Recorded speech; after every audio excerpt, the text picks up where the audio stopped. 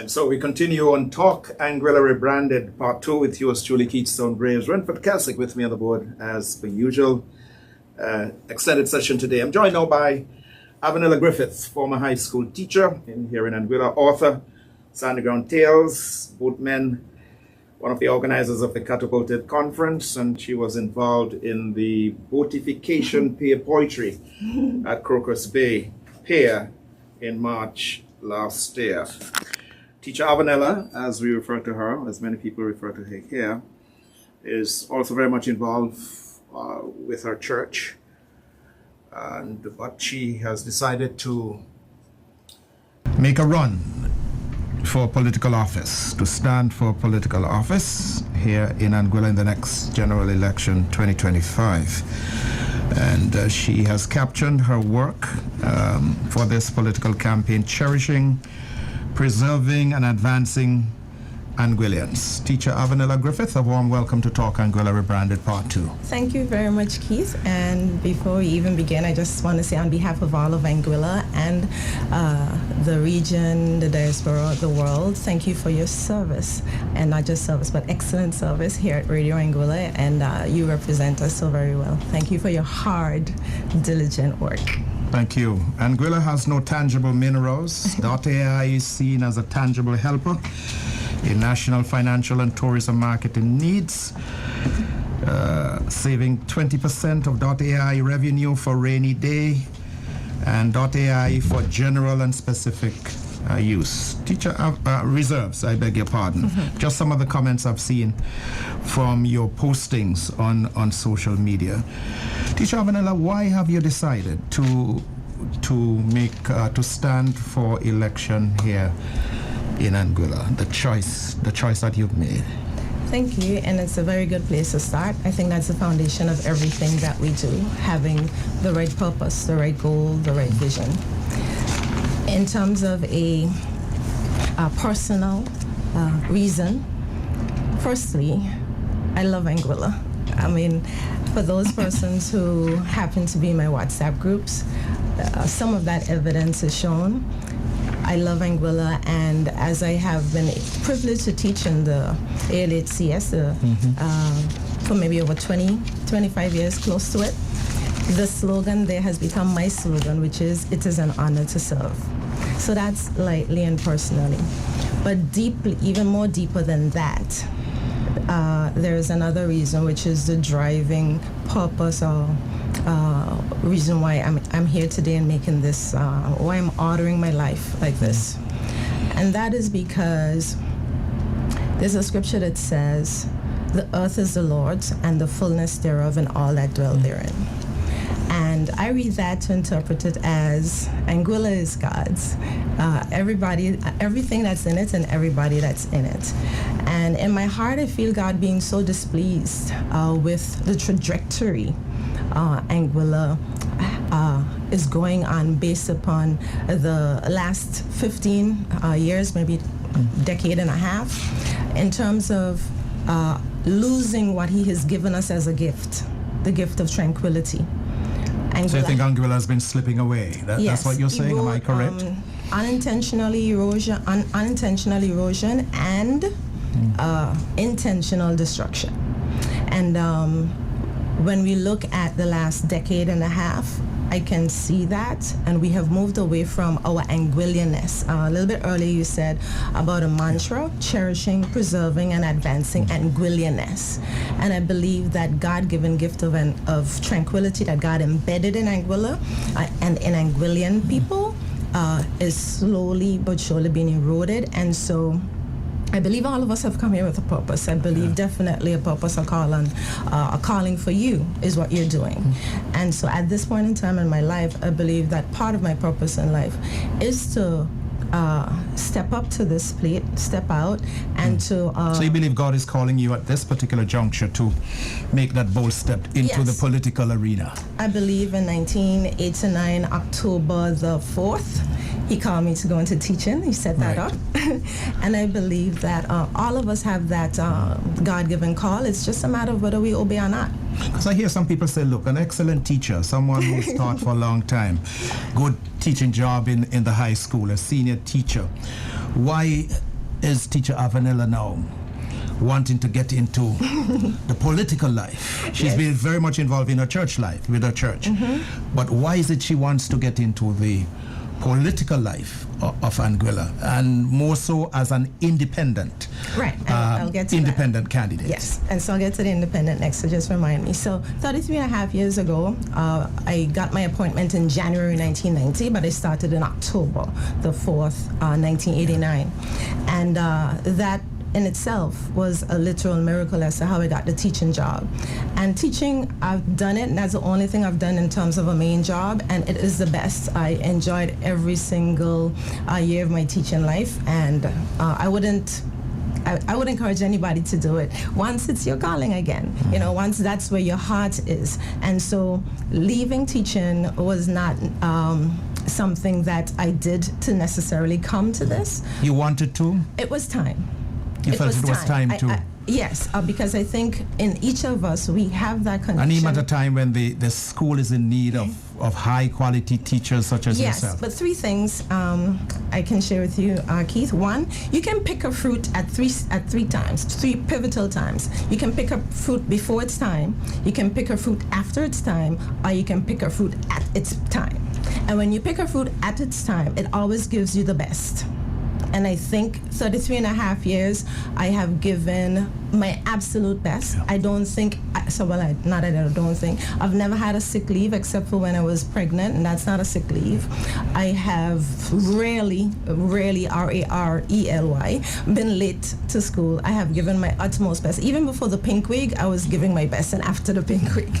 And so it was time, and that's not again because I decided, but because we have that inner connection, I believe, with God, and He lets us know. And so one of the things that I also know that it's time is because as I begin to look across the landscape of Anguilla, in almost every sector, one young lady came up to me and she said, "Teach, I'm in charge of this department," and she was speaking about a particular private sector place, and so she was referring to she was now the head of accountant in something, and it was like my eyes opened up to the fact that all across the Anguillan landscape, and even in the UK and the US, my accounting students who I would have started with from scratch in year 4 are now the top leaders and the top heads of these accounting sectors or businesses. I have one student who I drilled, and I mean, they call me tough and they call me hard because I made them work extremely hard.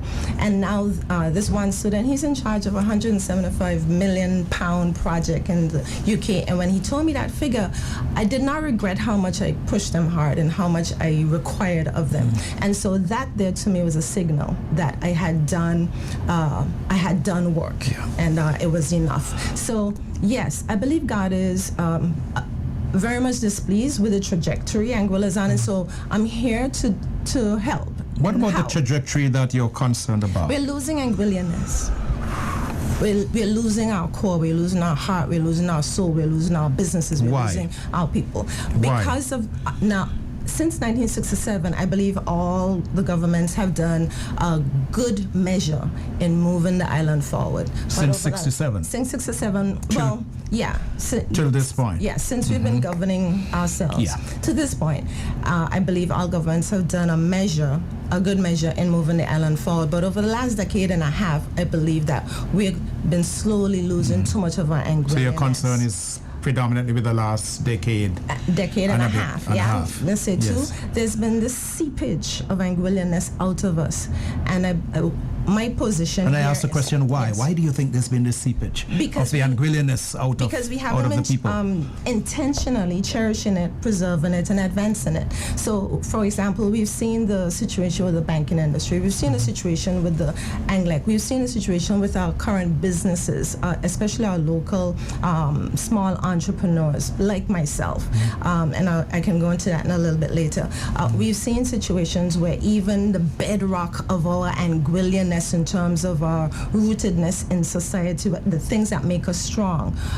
We have seen that things which Anguillians helping out each other in so many other ways is been like robbed from us, or else we've been maligned for, and instead of going to the fact that Anguillians work hard and they help and they build up their own society instead of putting things like heavy taxes on us. Those things rob us of our Anguillianness. And so I'm here to do three things. One, which is how to help. I'm here to highlight some of the areas. Are you opposed to taxes? Heavy taxes. You're opposed to heavy taxes, yes, but you're not burdens. Opposed to the principle of taxes. No, because we've been paying taxes ever since. Duties is a form of taxes. And it's scriptural, right? Heavy taxes or no taxes. Paying taxes is scriptural. Yes, but not heavy taxes. Yeah. God asks us to give him 10%, and right now GST is taking 13. Not even God is asking for 13, and so we have to measure, especially when something is being a burden to a community, to ourselves. Now you mentioned it, yes. GST. What is your issue or issues with the GST rate at 13%? Do you want to go to the independent first? We can switch around. Okay. It's but as you mentioned it, I just said let me just jump straight into it. And I know this has been a concern. It's mentioned in some of your online publications. Yes, I believe our taxes should be tranquil. Anguilla has been a tranquil place like not many others because its taxes have been a light burden for the people. Right now, the taxes have become a heavy burden, and I will explain. I'm a teacher, so I have three things I think to show. So I'm not sure if you can see this, but this is a little. I took this picture and I made a magnet out of it, and I sell it to souvenir shops, etc. So that's my one of my local entrepreneurial endeavors. I bring it in, I pay duties, and the duties are high, like 20-25%. And then on top of that, I pay GST on everything from the shipping to the duties to the price of the product. By the time I'm finished leaving customs, these have cost me close to double what I paid for. And so when I go now to sell it, I have to sell it to make at least more than $1. But making more than $1 on this means that I don't survive. And GC is doing that to a lot of local entrepreneurs. I have worked in the school, I've worked with UIC, and the entrepreneurial culture is one which I have worked to try to have our young people subscribe to, instead of just thinking coming out of school and getting a job. And now you have that GST killing such entrepreneurial endeavors, because when I go now to sell it to a retailer who does souvenirs otherwise, they say to me, well, I can't pay that, because how much am I going to sell it for? Because then they can't sell it to make $1. And so in order for them to make a profit, I have to now sell it for less than what I bought it for. So and that's one example of what alternatives are you proposing, or even suggesting? What would you like to see done differently? If not the 13% GST, if not GST at all, then what alternative? And I do admit, and I am very cognizant that I am not a full party, and I do admit that I do not have all the answers, but I can give you some, and of course it would take a longer, this session alone could take up GST, and we know that. So what could have been done? First of all, this administration profusely, they put their necks on the block, saying that they were not going to implement GST. The people believed.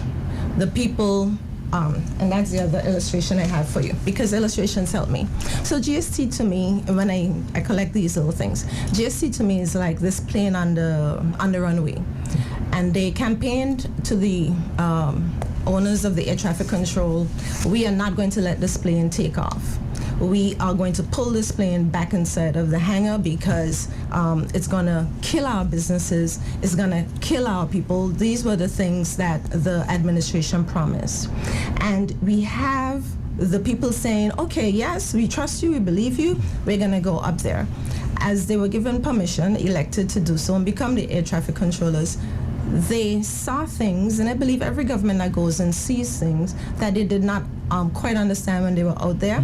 But given the fact that so many promises were made and they put their heads on the block, the right thing to do was to come back to the people and give an assessment of the situation and then ask the people what they would require. then say to the people, if they had to implement it, we properly apologize. And as much as you declared that GST would not be a part of your administration is as much as you should have been apologizing. And this administration fails to apologize on so many areas which are warranted. And that is a big failure when we have leaders who cannot apologize properly. GST, you said they should have apologized for the implementation of GST. Personally, I feel that the Premier should have also apologized to Mr. Banks. The Premier hassled and badgered Mr. Banks. Show us the banking document. Show us the banking document. Every turn he took, the Premier did that to Mr. former Premier, Mr. Banks. To me, when you're going to do that on such large viral stages, you owe people an apology. You promised that you're going to show, it didn't show, and you badgered him. He should get an apology. The apology the people got for not seeing the banking documents is the apology has been, well, what you expect me to do? And it's basically that kind of thing, the GST. That would be thirdly. Thirdly, the apology that the whole administration who were present at the Tasty's restaurant issue, that apology was not forthcoming and not forthcoming properly. That all ministers involved there should have given a proper, heartfelt apology. Things happen and we need to be able to apologize for them, take responsibility properly for the consequences, and then move forward. We have, I'm thinking of other areas that apology is needed, but it's sad that even for those three areas that you cannot get a proper apology. And so back to the GST, if I remember the others at the moment, I'll bring them up. But the administration did not say, okay, it's a new thing, because you're shifting culture. And that's part of the Anguillians. Anguillians never paid such a high tax before. And so instead of saying, let's do a flight test, even if we're going to ignore the people and force and still go ahead and give clearance to this plane, still go with the flight plan, they forced the issue and they did not say, okay, 2%, 4%, but you had the 5%. You had the IGT of 9%. Was that ever tested or means tested as for example? That's right. So there was no test flight. There was no test flight. There was no test flight. So then no apology given there again. But now once the plane gets in the air and you're saying we're going at a 22,000 foot altitude, but then they realize, hey, this baby can do is doing 155 million easily. Then they decide to even go higher than the altitude that was aimed at, and that's an insult to people who you already told you were not even going to let this plane take off. That's an insult, and that's disrespectful. And the instances, again, of disrespect to the people of Anguilla, even for me, the forcing of wanting to force people to take a COVID vaccine, that's disrespectful. I'm not saying that your responsibility is not to look out for the people, but to inject something in somebody so that they have to think about it, something that they totally are against. Those things over the years, there's been a total disrespect of our own people. But wasn't that a personal decision to take the vaccine or not to take the vaccine? No, but the Premier and his administration were taking steps in order to force. And then we have the other... Do you have absolute proof of this, that they were taking steps? What is the proof? What's the basis? He said so several times. Yeah. He said so several times. That there was going to be people who were, they were looking into putting steps and measures so that persons... but there were individuals who I know, some of whom I know, who never took the vaccine for personal... Of course. Personal reasons. They did not go forward with the steps. They did not take it. Right. They did not go forward with the steps to initiate the forced... But that was a personal matter. It was a personal decision. They said, look, I'm not going to take this. Right. But the Premier did say that they were looking at steps, going to the AG's chambers. Several of the press conferences did say so, that they were looking at making it mandatory. Mandatory to have the vaccine. Yes, and so so now we're looking at 155,000 foot, and now a whole country is now, any incoming government now is now tied to continuing with something that's already taken off. Now, it's not a helicopter, so it just can't come down like that. So anybody campaigning can't obviously go in there and say we're gonna take it down, because that would be the same mistake that was made in the first place. You have to go in there with assessment, but knowing that this is doing much damage to our Anguilla. So this is where I ask you to teach your alternatives. If not GST, 13%, then what? What revenue can be raised to sustain the programs, the different things, the education things for security, all the different things that government is involved. What's your proposal? What are you proposing? You're now getting into the political field. You're putting yourself up, offering yourself as a candidate, and you come out against, you say you're against that. You think it was a bad thing to do to implement this GST tax. What alternatives, an alternative or alternatives that you're proposing? So if not that, you would like to see this taken out completely. Am I correct? What then, if you're given the opportunity to become an elected member of parliament, what are the alternatives that you would propose to the people of Anguilla? Because you're talking to potential voters via this interview. Well, obviously, what would you do differently? As an independent, it is not up to me as a party. What I would propose is all elected officials coming together to hear what the people have been saying. And I think so far the people have spoken loudly. However, the people could change their minds. What if one of those individuals is you? You are a member. Yes. You become an elected official, and you become part of the process. Right. So once we hear what people are saying, I believe that is where we move forward. And I believe there's so many creative, intelligent people in whether outside or inside Anguilla who can help with such, and we can hear from them. Definitely. The first thing I would try, I think was important, was that we cut our spending. Because cutting spending is a revenue maker. How do we do this? You and to what extent? You study where the losses are, where the seepages are, where we can where we can maximize minimize loss.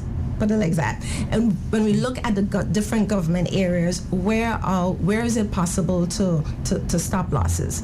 Electricity is our biggest expense as a government, because we are the government, the people. And so when we look at where we can even start with that, that's very important. I think we can get a lot done with our duties once we have decide this is our spending for this time. And when we want things such as an airport, we save up for those things instead of tagging along a huge bill like that to GST, which now the next government has to somehow now do what you say, find the alternative in supporting that. And so I believe that our duties, I believe that definitely for the last 40 years, Anguilla's people have been blessed with tourism helping as an economy builder, and I believe within the 40-year cycle, bam, that AI came along. And I believe that if we were to sit down, look at the incoming revenues from that, we could have paced ourselves and not jump headlong in, which is going to take up, even with things which will take up even more than $155 million that we made, that's projected. So my biggest answer, an overall answer, but definitely the people of Anguilla have to chime in on this matter, because again, it is a cultural shift, and a cultural shift should not be dictated by a party that has 6 or 7 elected members. That is wrong.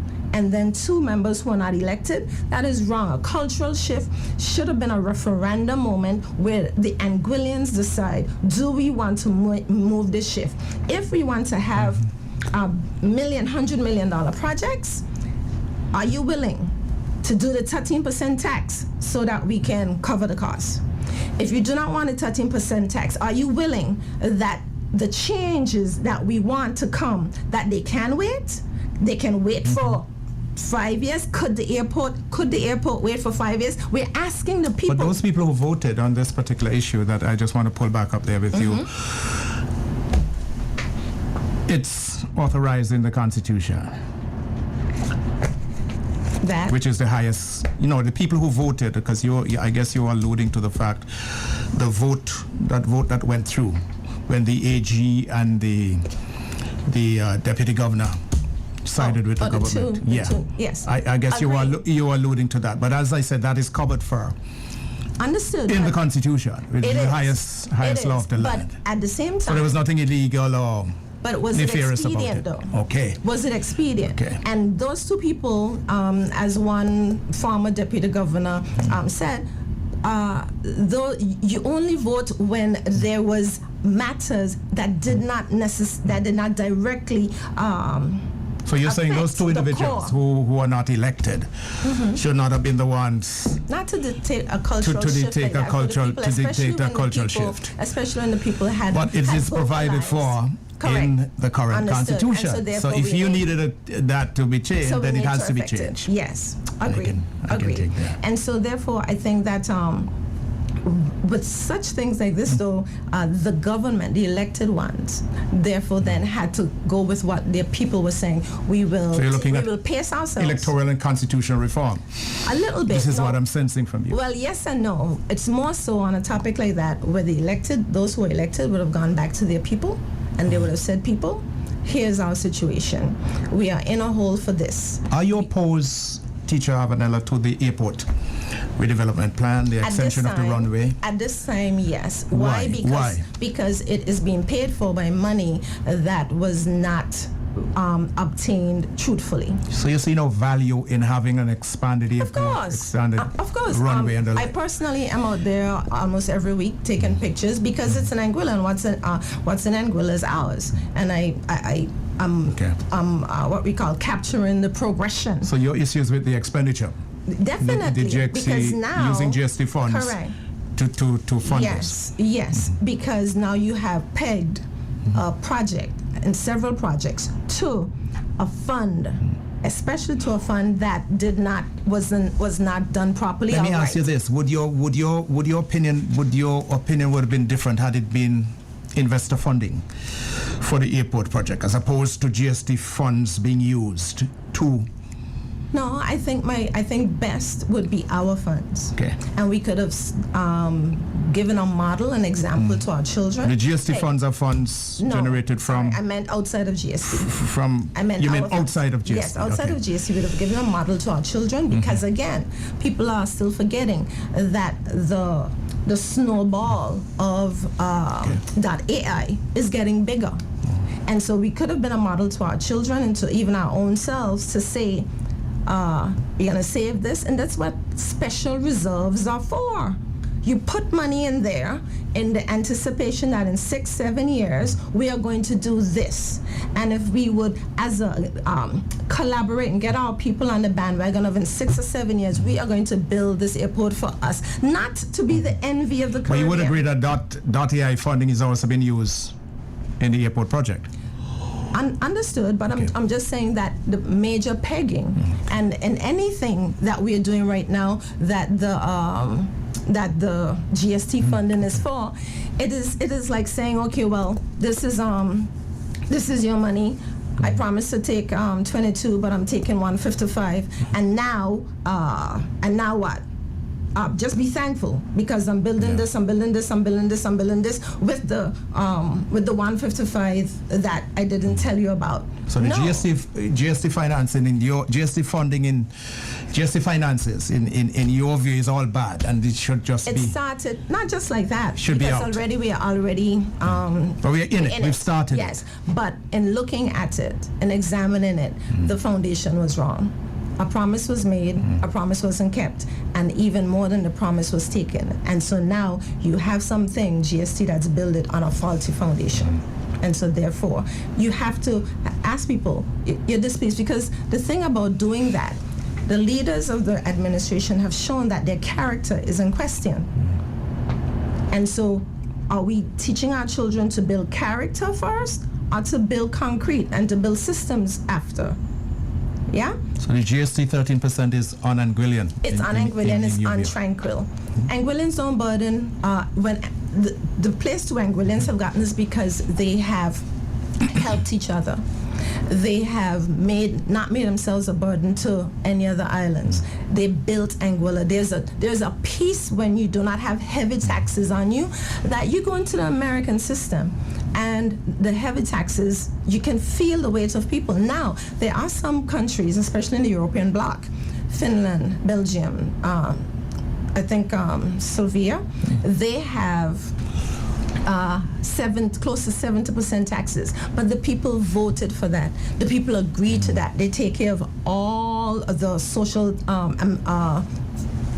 aspects of life. That's a decision that the people made. So Anguillians, we do have to decide, are we going to want to pay the high taxes and have everything and have that burden upon us? And the thing about the taxes is that so it's a decision for the people. It is. It is, because I believe that the administrations, again, over the last decade and a half, have come to believe that they are employed by themselves. The people employs the government. The people are the government's employer. But how do you teach Avenella sustainably finance all the services that are expected of a government ought to provide to its citizens? Health, education, and the likes. Security, which is a major concern now. How do you do that? Well, we've been doing that for a long time. The question is sustainably. Now that we have put in an extra number of projects, it is even more difficult. And so therefore we do have to go back to the drawing board and ask for an assessment of what we can do. There are different things. The things that we were doing before can either go up a little bit, because I honestly think paying higher duties on some things is a way out. That's one thing. But again, I will not count out what .ai is going to do. However, the issue is now we have already committed so many other projects to the already hands that were full. So before the projects, and let's say that AI had come in and none of those projects were on screen, would we be having a budget that could finance what we were supposed to do? Would we be able to have a balanced budget? Would our statement of affairs be sound? Would be likable? And those are the issues that I think we as a people need to ask our own selves, and not have that dictated from a few people who we elect. And the people elected the people because they thought they were not going to have to carry this burden. And now to know that they're carrying an even heavier burden, that is not Anguillian. It is not Anguillian. And as much as possible, if there is a way around not paying heavy taxes, the question is, why should we not search for that way? And you think there is a way around not paying heavy taxes? Oh yes, I really think so. I just think that because taxes and heavy taxes are such an easy and sure way, governments tend to run to that, but for us, we haven't gone that way. And because persons in the outer world say, well, everybody is doing it. Can I ask you again, what is that way of going around and not paying heavy taxes? I do not purport to have all the answers. But again, I believe that as we are faithful in being who we are, we had tourism come our way, we had .ai come our way, and with ingenuity and us working together on this 2x4 island, Keith, I went to two places. I went to State Farm Arena in Atlanta. The bottom floor holds Anguilla. I went to the Brave Stadium, don't remember the name, and once that's a 100,000 seat thing, one section holds Anguilla. And do you mean that we cannot come up with the beneficial stuff to benefit us as a people when we are here so small? I mean, on any given day, it's just about 10,000 of us, and I refuse to believe that. I refuse to believe that there is not a way around heavy taxes if we put our mind to it, and if we have our, there's a quote Mr. Stanley Reed put up, he said, if you don't sacrifice for what you want becomes a sacrifice. So there's some things we're going to want and some things we're not going to want. Take, for example, right now, we are in dire need of an auditorium at the new campus. We've gone back to so many of the old things. Where is the push for the auditorium? Every single day that auditorium would have been used, I can almost guarantee maybe a day would have gotten a break, because there is such a need for it. We have close to 700 students up there, and there's no auditorium. Where's the financing going to come from to do that? Well, different places. Let me just suggest one. let's just look at, let's say, the Lansing Bowl. The Lansing Bowl, we got finances for that. The Lansing Bowl was 49 years old. I mean, it was a senior citizen. It's hard when we just throw senior citizens out like that. A senior citizen like that could have said, well, let me make 50. Take the money, build an auditorium. I'm sure that then some other money would have come in for a Lansing Bowl. It would give it its last lap, if you want to call it that, and enjoy the thing for its 50th year. But now our children don't have an auditorium. We have a science lab up there with teachers don't have proper PPE, where the storeroom with all the chemicals is given health risks. And not even health risks. They're given health concerns to teachers who have to go to the doctor. And these are things that are being prioritized over buildings like those are being prioritized over others that should not, that could wait or else. But then you can't wait because everything has to be now. And my major concern about this inability to wait is the rationale.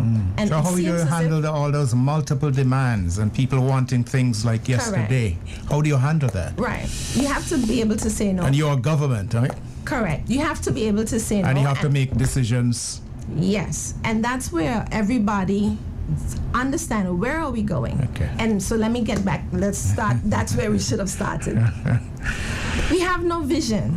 We have no mission. No national vision as an island. We have no national mission. We do have a national motto: strength and endurance. Having a national motto without a national vision and mission is like having a bicycle without wheels. And so you're on this bicycle, it has no wheels, but you're strong and you're riding. You know, you're riding strong and you're enduring. You're on this bicycle for years, for decades, and you're wondering why in the world we ain't getting nowhere. Why in the world there's so much confusion? Because there's no vision and there's of where we're going. Where do you want to end up? What do you want this country to be in 100 years? But because we want this country to be something by next year, or by the next year, we make promises like no GST, not over my dead body. What is your vision and mission for right. for I'm gonna Anguilla? come to that. Let me finish. Yes. So there's no. So you promise no GST, none of this, but yet you come in and now you're saying, well, don't vote us out, because if you vote us out, there's not going to be no investor confidence. If you vote us out, things are going to go downhill. They're going to change this. They're going to change this. But I thought change couldn't wait. And so these kind of things we have to ask ourselves. It's not what we want Anguilla to be next year. We need to pace ourselves with a vision. It's always reaching. And so Avenella for Anguilla's vision is to be a tranquil nation. Something like casinos makes every place they go untranquil. Period. Prove me wrong. Prove me wrong. Why in the world would you want to bring casinos in Anguilla? And so if we had a vision, and again, I'm proposing, and I believe every political party should bring a vision and a mission So you to the still feel people of casino Anguilla. gambling is on the agenda? It was there. I remember it when it came up, and I you believe it protested. is. You and many We others have not protested. heard no. But we haven't heard. We haven't heard it. One of the last press We haven't heard conferences. it, One of the last press conferences, the premier says that he was. They were discussing with the various groups. That was said on one of the last press conferences, and so the vision that each political party or arm would come and mission to the House with, to the people with, and then that, whatever the people decide, would be what we would peg everything to. I understand you're totally against casino gambling, but how do you pit casinos against the lotteries that we have here and the other games of chances here? I'm against those too. When those were being discussed, there was total opposition. But they went ahead in a, let's just say, in a subliminal way under the radar, and they got. But we have no casinos. No. But we do have lotteries. No, that's what I'm saying. Yeah. When they were being proposed, there was opposition to those, and they were done. The approval was given without consent of us. It is very sad for me to see people going there and being tricked. I believe that a lot of the social ills that we're facing is because the government has regulated a business that robs from its people. But how do you weigh this into people's choices? choice, and we all have choices. Right. Good ones, bad ones. Right. So it is my choice to come and rob your house, but the government has said that's illegal. A business wants to say, I want to rob you of the money in your pocket by making. But by people choose to go offering- into casinos. People choose to play the lottery. If you allow them in your land. Yeah. Only if you allow them in your land. And the government has allowed lotteries and have contemplated. What about bingos and cards and other games of chances?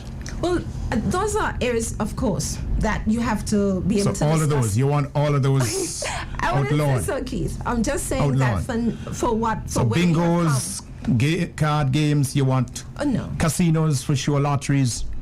because Get it rid is of all of sad. them. Persons, Keith, I know personally, have lost their houses, the land which their parents and grandparents gave. I've heard stories of our men being on the pier in St. Martin and asking for a free ride over, asking persons for money to come over, heavily addicted. And I don't think any government should be a partner and by allowing laws that give businesses access to rob people and addict people like that. That's not tranquil. And so my mission, the Avenella Griffith mission, is to live by truth and right. Casinos are not right. GST was not done in truth.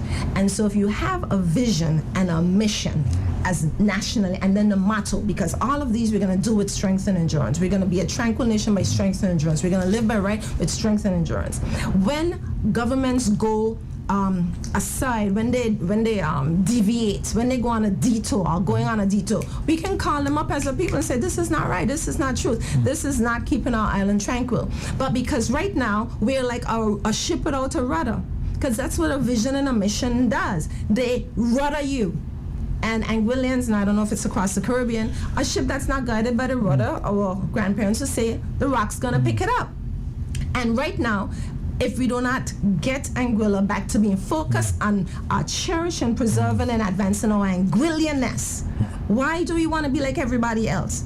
We have been working and doing things in righteous ways and things that were truth and right and being tranquil. Why do we now want to capsize that and go with the corrupt, go with the heavy burdening? I think there's a way for us, all of us, to be able to live on this island, maintain our tranquility, maintain our peace, and the 5 tranquilities areas that I believe that if we focus on them, and this would be what I'm trying to focus on, and everybody can focus on something different, but we all come together as one. And so those are taxes, teaching, tourism, transportation, and technology. I find that in those 5 areas, a lot of seepage, a lot of demolition of our Anguillianness is occurring, and they need to be cherished and they need to be further advanced. But let me ask you this. I'm seeing some billboards next to the airport roundabout with some information in it in very small print about casino gambling. That's one. I just want to know if you're involved with that. That's part of your campaign. Were you instrumental? That's not part of my campaign. That's not part of your the church's organization. Yes. But the banning, would you ban bingos? Because that's a form of gambling as well. That is far from what the political campaign you won't is have an issue with bingos. I don't think so. I have not given that any thought as yet. But I don't. That is not. But many see that lotteries, as a form of gambling. And I would have to hear their opinion, and I would definitely have to research people who involved in the card games and for money and that kind of thing. The damage that's done through lotteries and casinos is irreparable. Okay. We have students I know who would be coming to school start of September. But you won't have an issue with bingos, you said. I would not. I haven't researched it enough to have an issue with it. Yeah. Yes. That's fair. That's what I would say. When did you decide it was time to put your hat in the ring, in the political ring? Well, I announced it on the 8th of May. I announced it on WhatsApp and social media. So since May, you've been 8th of May. You made that public. And this is the first time, and thank you for inviting me here, making a call and asking me to come. So this is my very first public interview. Yeah, you're an independent. Yes, I am. Oh, so let's start decision.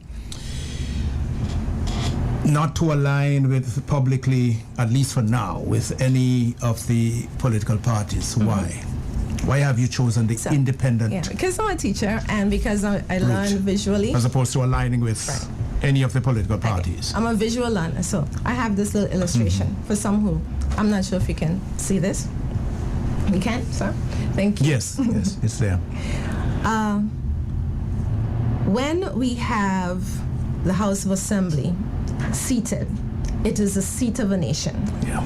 And every seat is best secure with at least 3 or 4 legs. In this case here, this many one is 3. Each person that's elected in each district and the 4 island-wide, we say that they have won their seat. They come together in the House of Assembly to make one big seat, the seat of the nation. And at the moment and over the years, our house, our seat has been sitting on 1 or 2 legs. Parties mainly. Yeah. And is it no wonder we're doing this? We're wobbling as a country. And so with people like me and others who might come with an idea, come with a suggestion, something like a national vision and a national mission, that helps both our country. That's why we are each here on this island, to make this place better. Not for ourselves. So you see a role for independents like yourself in the political landscape? Now, I do believe in a coalition government, because I believe with a coalition government, what you have done is you have diversified the base of your government. So I'm going to anticipate your next question. Yes, I have absolutely no problem with working with a government that wants to work for the good of a country, that is willing to work with people who are not definitely in their party. I think that is how we should be. There are brilliant minds in Anguilla, but people, our governments, our systems won't tap them just because they don't sign up with their color and they don't sign up with their party. That's ridiculous, especially in this 2x4 island. It's ridiculous, highly. We are here for each other. We have brought, with the strength of God, we have brought ourselves through a lot. And some people don't even know that it was for over 200 years that Anguilla was fighting to get their own, to get some dignity and to get some kind of respect and right treatment from St. Kitts. And it's only 1967 when they said there was enough, they had enough was enough. But it was for 200 years going back. Should you win your seat, should you win your seat, would you be willing or prepared to work with any political party? Yes. I do have some no-nos. Casino is definitely one. Yes. And if a party that I'm working with, a government that I'm working with, still goes and decides on casinos, I would vote against. Yeah. But you're not opposed to coalescing after the people have decided. Because I'm not here for myself. If the people put you into parliament. Say that again? If the people put you into parliament. Yes, I'm hoping that the people will see as an independent, our house is on 1 or 2 legs.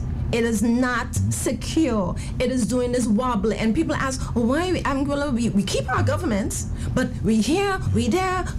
Why? Because we are not diversified enough, and it's only one person who is in control of a party determining what will happen, dictating to the rest of the ministers what's going to happen, and then pushing it out to the people regardless of what the people say. No, the people employ you.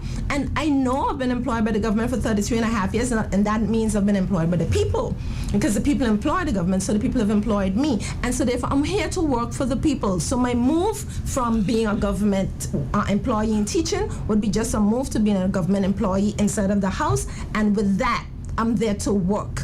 I'm there to work for the people, not to line my pocket. I give God thanks for whatever the salary would be, and I will use that to my best of my ability. But it is the people you are there for, not to do your own thing, not to make a name for yourself at the same time, not to say I built this, not to say I built that.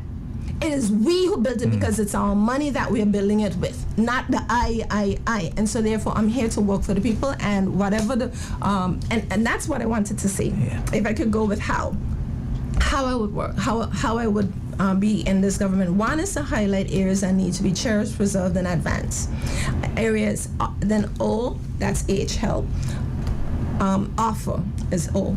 Offer my ideas, offer my assistance, just offer to the people of Anguilla and to whatever government is running at that time. And then W, to work my butt off. I've been doing that since 1989 when I started working in government, and so it's not new to me. And I understand a few things about government. I do understand protocol. I do understand in terms of the orders that follow. And so people coming from private don't get that, and people come from private think they're running their own empire. It's not your own empire. This is our country, and we have to do with our mentality and not a me, my, and I mentality. Finally, Teacher Avenella, I see we're out of time. We have 3 political parties in Anguilla at the moment who have signaled that they will contest the next general election. Do you have a preference? No. For either of the 3 political parties? No. You do not? No. Why I say that? None of the 3 political parties align with some of the things that you do. Any of the 3 political parties, in even a small way, align with anything that you've talked about here? And you've made some very strong comments, strong statements, and you're very strong on certain things. Yes. For example, casino gambling and those kind of things. You've been the GST. That's another, But 3 political parties. We have 3 who are likely to contest. Yeah, and one of the things that puts us in the situation we're in now, if I were to answer your question carefully. Yes. So what I've done is I put in the newspaper clearly what Avenella for Anguilla is. So your about. Position is clear. You've made that very clear. Yeah. And I don't aim to go off of any of these. I believe that. Well, you see nothing in the 3 political parties I'm coming to that. That brings you in line. Teacher enriching is a big thing. Our transportation remaining tranquil in Anguilla is a big thing. These things are what I want to talk about all the time, because they're going to build us. Character and then concrete and systems.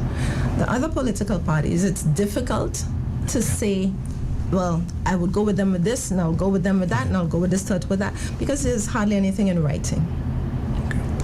And especially for the last election, there was nothing in writing. Some people say Anguillians don't like to read. That's okay. There are a lot of us who like to read, because I can sit down, I can say, Avenella, say this. And so when we have a national vision, we have a national mission, we will force and insist that political parties say how they are going to fulfill being a tranquil nation, if that's it. How they're going to let us see what we're doing to show that we're going to be living by truth and right. And so therefore, I know some things the government is doing because they're doing them, but are they on paper? I know we used to call it a manifesto one time, but it doesn't have to be 15 pages. It doesn't have to be 10 pages. Mine is just 2. Other people could be 1 You or want 3. something in writing. You want so then to properly answer your question, because I want you to write it down. We are not going to do GST. Was never written down. It's recorded, and it could be played over and over again, but it was never written down. And so that would help me to better answer your question in terms of which one will I align with. Art is newly on board, so I don't know what they stand for. And I can say quite a few of the current administration's policy and ways. I think in discussion with that administration, if it comes to that, I would have to address some of them. And so therefore, given my outright opposition to a couple of them, I don't even know if they would want to have any discussion with me, because I believe the Premier said a while ago, there are some things that they have in motion which they are not willing to change tracks on, and which they are not willing to revert on. And so, but yes, I am willing, and I hope that we can have some coalition government, which I am a part of, and I hope people can see that we are wobbly because we are sitting on a 2 or 1-legged stool in our house, and that we wouldn't even do that in real life, and yet we are doing it with our whole entire nation. Teacher Avenella Griffith, thank you so very much. Independent candidate intending or signaling her intent to contest the next general election here in Anguilla. Teacher, thank you so very much for coming and sharing. Thank you very much. Thank you for having me. I appreciate it. All right. And thank you. All right, when we come back, we'll be going...